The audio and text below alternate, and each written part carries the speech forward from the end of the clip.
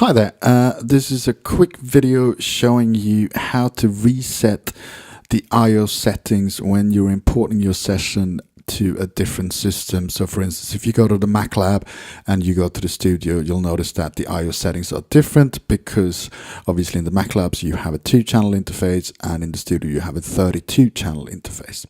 Okay, so let's have a look. Let's start off with going to the I/O settings, which is under setup, and then go to I/O. And in this case, you can see that the inputs and outputs, or the buses here, are from a different studio. So I have different outputs, which I don't currently have on this system. So I'm going to show you two ways of dealing with this. First of all, we can simply default to the current system, but without changing anything from our previous setup. So go to default and click on default. And in this case, you can see that Pro Tools has mapped the current outputs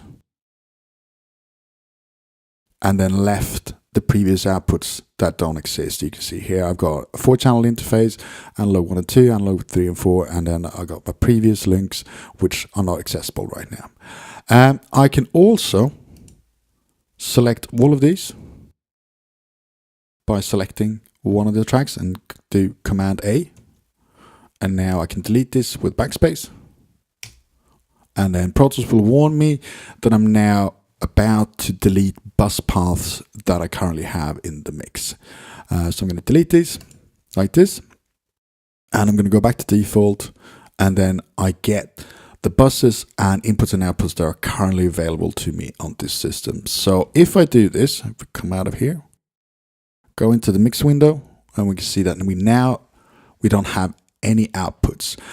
So what I can do here is I can simply hold down the Alt key, go to one of the outputs and set it to the desired outputs. If we go back to the I/O settings, if I've done this and I realize that I've done a mistake, I can always go to restore from session, which is down here.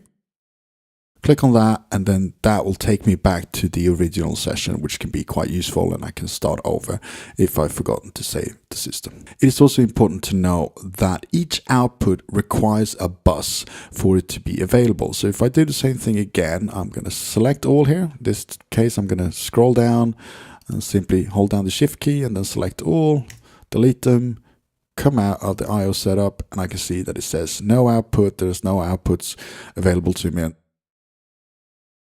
The inputs are still available to me, so I can just set there if I want to. Like that. If we then go back to setup, and we go to the output window, we can see that the outputs are still available to me, but because they don't have a bus output, they won't be visible in the mix or edit window. So let's go back to bus, and then we'll do default, come out of here. And now we can see that the outputs are available to me.